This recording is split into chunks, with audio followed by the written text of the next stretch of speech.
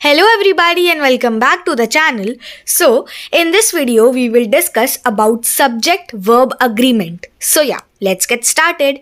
So basically ये होता क्या है, ये term होती क्या है, subject verb agreement. So when the subject changes from singular to plural, the predicates of the sentence must change.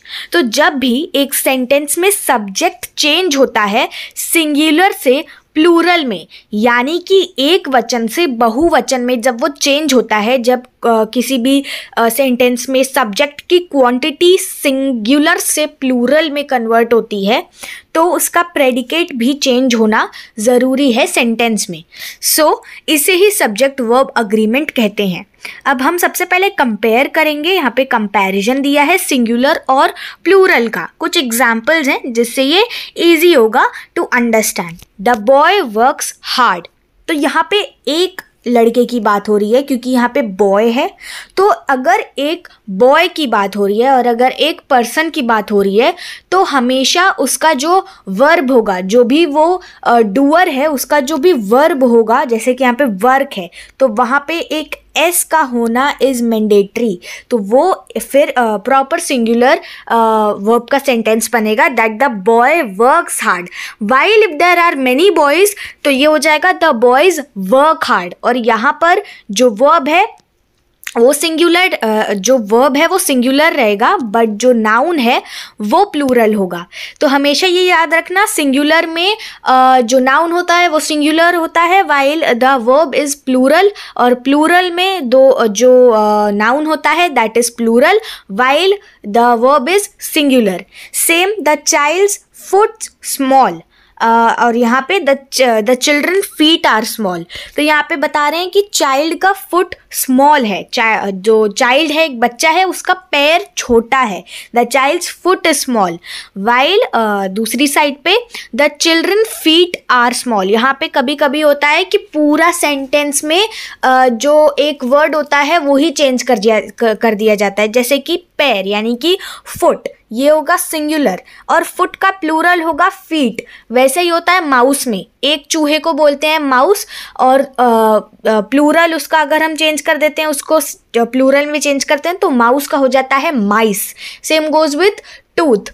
Tooth का हो जाता है टीथ. ओके, सो ये कुछ वो रूल्स हैं जो कि आपको याद रखना है. The woman goes to the library. तो यहाँ पर वुमन का होता है विमेन.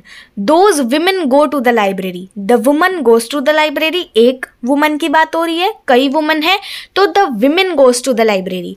और हाँ, जब वर्ड चेंज होता है तो ऑफकोर्स उसकी प्रोनाउंसिएशन भी चेंज होती है. ये होगा वुमन, ये होगा विमेन. ऑलराइट, अब कुछ रूल्स होते हैं. बेसिकली सब्जेक्ट वर्ब एग्रीमेंट के हम इस चैप्टर में रूल्स को पढ़ेंगे. सबसे पहले rule 1. So when a plural noun denotes some specific amount of money, period of time, distance और weight considered as a whole, we use a singular subject. Example 900 rupees is small amount. So यहाँ पर ये बताया गया है कि plural noun ये denote करते हैं या ये बताते हैं कि जब कुछ स्पेसिफिक अमाउंट हो, यानी कि कुछ स्पेसिफिक मात्रा हो, या तो वो पैसे का हो सकता है, या कोई स्पेसिफिक टाइम हो सकता है, कोई स्पेसिफिक डिस्टेंस, स्पेसिफिक वेट, कुछ भी हो सकता है, बट वो स्पेसिफाइड हो, तो उसे हम एज अ होल काउंट करते हैं, और उसके लिए हम सिंगुलर सब्जेक्ट का यूज करते हैं. जैसे कि 900 रुपी is a small amount. Rule 2 कहता है कि name of thing which have 2 parts like spectacles, trousers etc., they take a plural verb. Example, his trousers were dirty.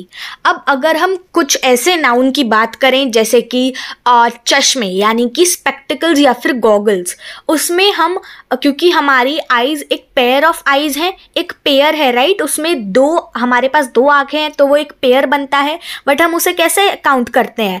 As 1 pair of eyes, या फिर a pair of goggles, a pair of spectacles. Spectacles, तो वहीं पे spectacles जो है वो ऐसा sound कर रहा है कि वो प्लूरल है, बट वो एक ही चश्मा है, एक ही चश्मे की बात हो रही है, बट क्योंकि वो साउंड ऐसा करता है कि वो एक प्लूरल है और हम हमेशा उसे पेयर में काउंट करते हैं, दैट या अ पेयर ऑफ स्पेक्टिकल्स, हम पेयर में काउंट करते हैं, और क्योंकि पेयर में एक से ज़्यादा चीज़ें होती हैं, दो चीज़ें होती हैं, दैट्स वाई हम हमेशा उसे प्लूरल वर्ब के साथ डिनोट करते हैं. एग्जाम्पल, हिज ट्राउजर्स वर डर्टी, उसके ट्राउजर्स गंदे थे.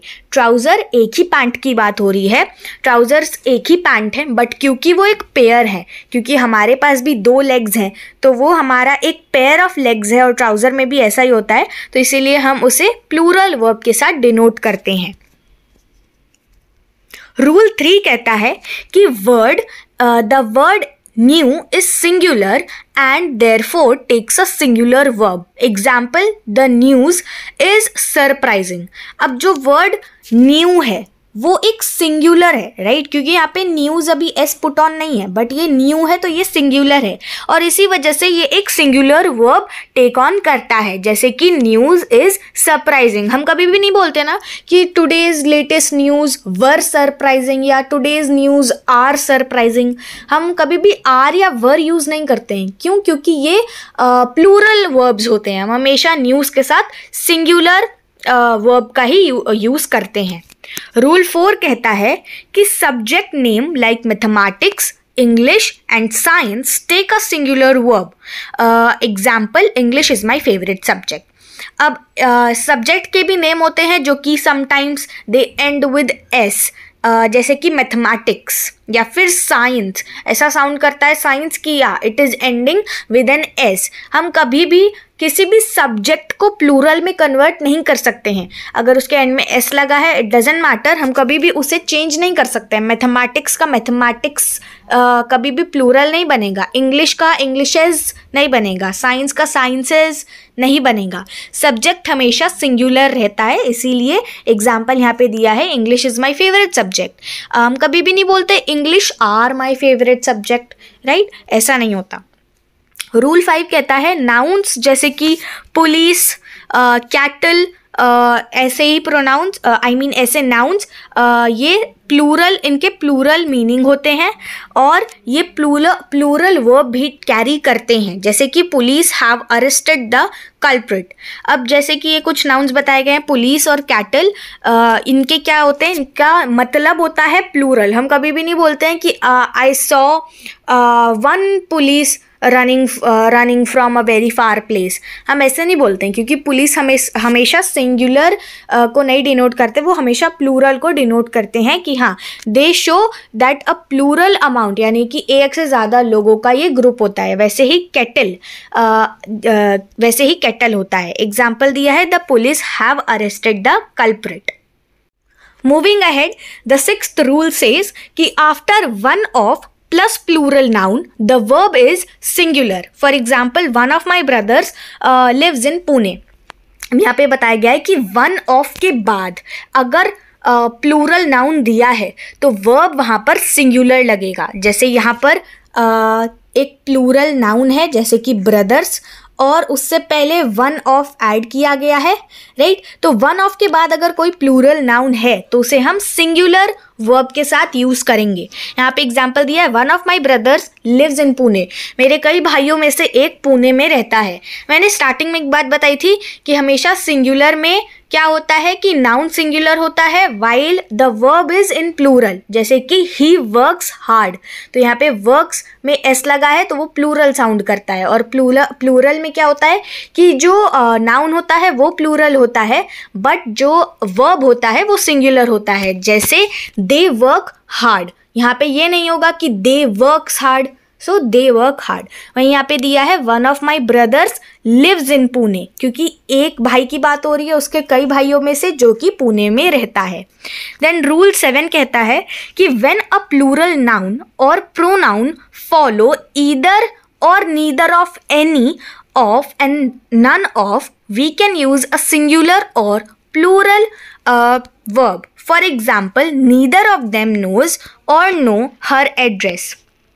तो ये बताया गया है कि जब कभी किसी प्लूरल नाउन या फिर प्रोनाउन से पहले ईदर या फिर नीदर ऑफ लगा हो, एनी ऑफ लगा हो या फिर नन ऑफ लगा हो, तो हम वहाँ पर सिंगुलर या प्लूरल वर्ब यूज़ कर सकते हैं। यहाँ पे एग्जाम्पल दिया है नीदर ऑफ देम नोज और नो हर एड्रेस। तो वहाँ ये इसका मतलब ये है कि वहाँ पे किसी को भी उसके एड्रेस के बारे में नहीं पता है, किसी को भी उसका पता नहीं पता है, किसी को उसका एड्रेस नहीं पता है। तो neither of them knows, them क्योंकि यहाँ पे प्लूरल है तो उन सब में से किसी को नहीं पता है, और नो यानी कि किसी को पता नहीं है उसके एड्रेस के बारे में। नीदर ऑफ देम नोज और नो हर एड्रेस यानी कि उनमें से एक को भी नहीं पता है और उन सबको तो पता है ही नहीं।